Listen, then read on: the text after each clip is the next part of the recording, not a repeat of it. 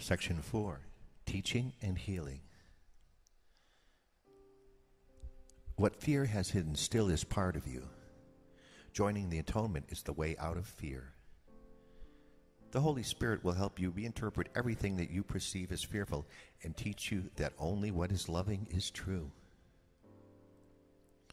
Truth is beyond your ability to destroy, but entirely within your ability to accept.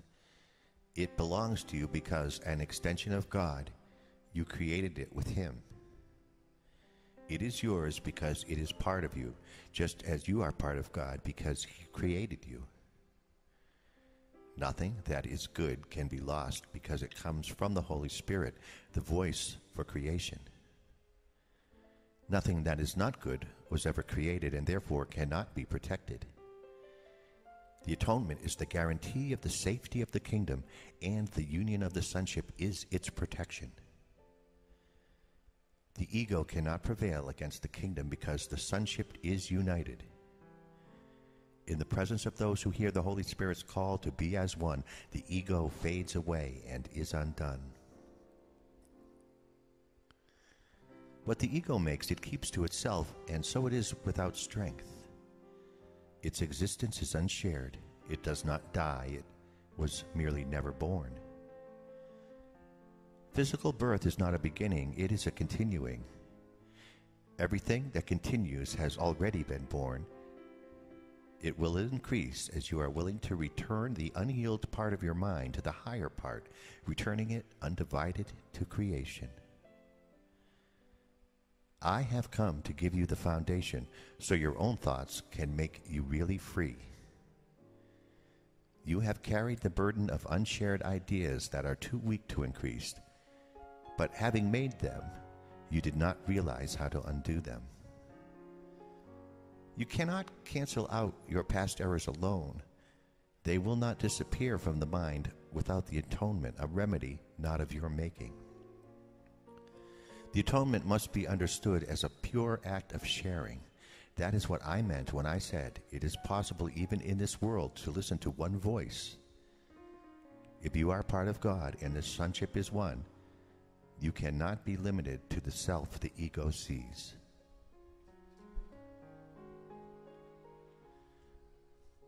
Every loving thought held in any part of the sonship belongs to every part.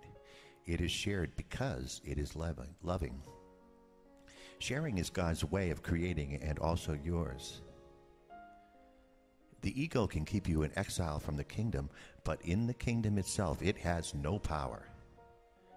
Ideas of the Spirit do not leave the mind that thinks them, nor can they conflict with each other. However, ideas of the ego can conflict because they occur at different levels and also include opposite thoughts at the same level. It is impossible to share opposing thoughts. You can share only the thoughts that are of God and that He keeps for you, and of such is the kingdom of heaven. The rest remains with you until the Holy Spirit has reinterpreted them in the light of the kingdom, making them, too, worthy of being shared. When they have been sufficiently purified, He lets you give them away. The decision to share them is their purification. I heard one voice because I understood that I could not atone for myself alone. Listening to one voice implies the decision to share it in order to hear it yourself. The mind that was in me is still irresistibly drawn to every mind created by God because God's wholeness is the wholeness of His Son. You cannot be hurt and do not want to show your brother anything except your wholeness. Show him that he cannot hurt you and hold nothing against him, or you hold it against yourself. This is the meaning of turning the other cheek.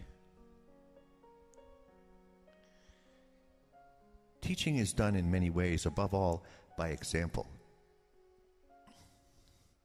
Teaching should be healing because it is the sharing of ideas in the recognition that to share ideas is to strengthen them. I cannot forget my need to teach what I have learned, which arose in me because I learned it. I call upon you to teach what you have learned, because by so doing, you can depend on it, making it dependable in my name, because my name is the name of God's Son. What I learned, I give you freely, and the mind that was in me rejoices as you choose to hear it.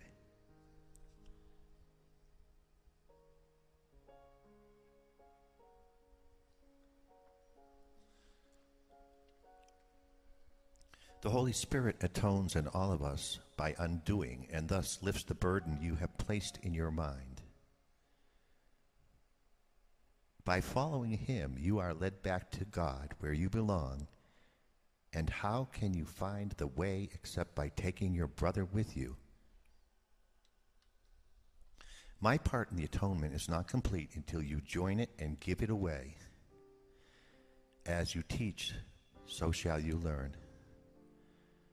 I will never leave you or forsake you, because to forsake you would be to forsake myself and God who created me. You forsake yourself and God if you forsake any of your brothers. You must learn to see them as they are, and understanding they belong to God as you do. How could you treat your brother better than by rendering unto God the things that are God's? The atonement gives you the power of a healed mind, but the power to create is God. Therefore, those who have been forgiven must devote themselves first to healing, because, having received the idea of healing, they must give it to hold it. The power of creation cannot be expressed as long as any of God's ideas is withheld from the kingdom. The joint will of the sonship is the only creator that can create like the Father, because only the complete can think completely, and the thinking of God lacks nothing. Everything you think that is not through the Holy Spirit is lacking. How can you who are so holy suffer? All your past except its beauty is gone, and nothing is left but a blessing. I have saved all your kindnesses and every loving thought you ever had. I have purified them of the errors that hid their light, and kept them for you in their own perfect radiance. They are beyond destruction and beyond guilt. They came from the Holy Spirit within you, and we know what God creates is eternal. You can indeed depart in peace, because I have loved you as I loved myself. You go with my blessing and for my blessing. Hold it and share it, that it may always be ours. I place the peace of God in your heart and in your hands to hold and share.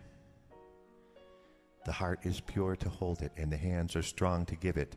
We cannot lose. My judgment is as strong as the wisdom of God, in whose heart and hands we have our being. His quiet children are his blessed sons. The thoughts of God are with you.